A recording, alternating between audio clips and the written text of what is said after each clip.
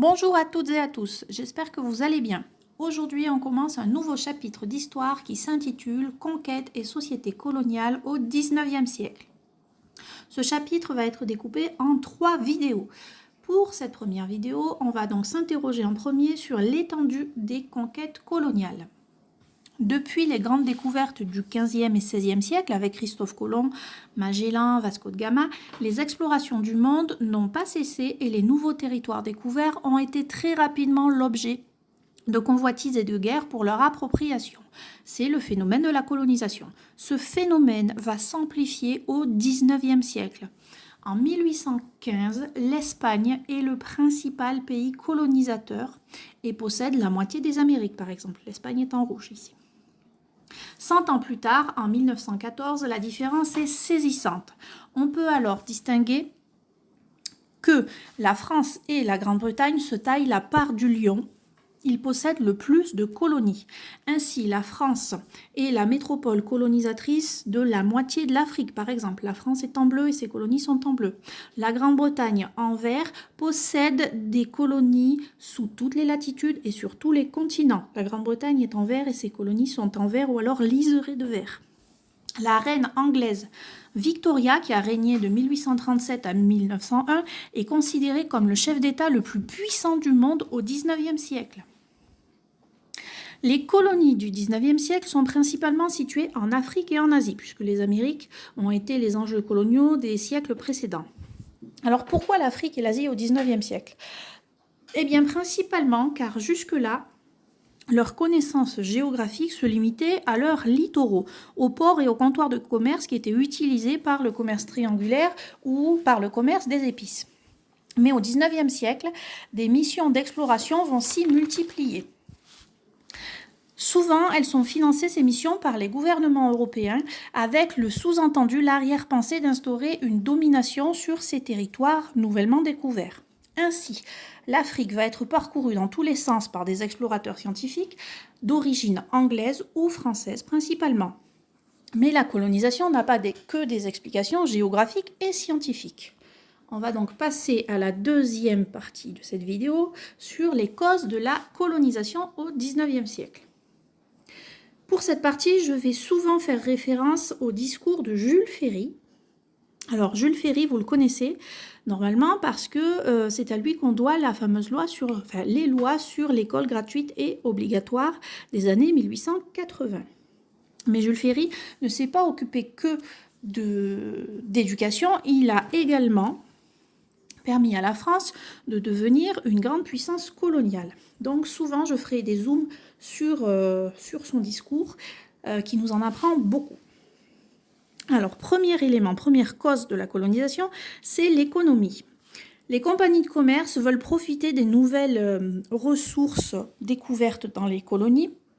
Alors, ça va être des minerais, du café, du cacao, et ils vont les importer en Europe à très faible coût. C'est le cas des colonies d'exploitation. Par exemple, ici, on s'aperçoit que l'Algérie est considérée comme le grenier à blé de la France. Autre élément économique, en plus d'être un espace qui va fournir des matières premières, les colonies sont vues comme un débouché pour les produits manufacturés européens. C'est notamment ce qui est souligné dans le discours de Jules Ferry. Ces produits fabriqués par les Européens vont être vendus aux colonies à des prix fixés à l'avance par la métropole en vertu de la loi sur l'exclusif colonial qu'on avait abordé dans le chapitre 1 de l'année. Le bilan de ce commerce est inégal et il est désavantageux pour les colonies. Autre cause à la colonisation, c'est la croissance démographique européenne. En effet, au XIXe siècle, la population européenne augmente très vite. Les gouvernements voient alors dans les colonies un endroit pour installer une partie de ce surplus démographique européen. Ça va être notamment le cas des colonies de peuplement comme l'Algérie. En Algérie, des Français volontaires vont être installés par la France. De par leur volontariat, les colons vont recevoir gratuitement de la part de l'État une habitation en Algérie, un lot de terre de 2 à 10 hectares en Algérie, mais également des semences, des outils de culture, des bestiaux, etc. pour mettre en valeur les terres. Troisième explication à la colonisation, c'est l'idée de la puissance militaire. Les pays colonisateurs vont établir des bases militaires, des ports militaires dans les colonies pour montrer leur puissance, pour également sécuriser les routes commerciales et également contrôler la colonie. Autre élément important qui explique la colonisation, c'est le nationalisme. Dans les années 1870, le sentiment national se développe. Chaque peuple européen veut montrer aux autres qu'il est supérieur à eux. On assiste à partir de ce moment-là à une accélération de la colonisation. On va appeler cette période la course aux colonies, car avoir des colonies va permettre de gravir des échelons dans le classement mondial en termes de puissance. Autre cause à la colonisation, c'est la religion.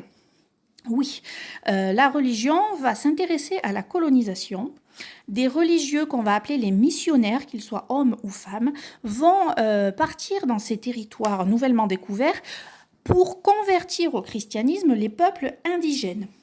On peut voir sur cette photo une missionnaire catholique qui est en train de surveiller de jeunes Indochinoises en Asie qui sont en train d'apprendre un chant typiquement chrétien. Il est né le divin enfant qu'on peut voir sur le tableau juste derrière, alors que les Indochinois sont en très grande majorité bouddhistes. Donc on s'aperçoit qu'il y a l'idée de les convertir, de leur faire changer de religion.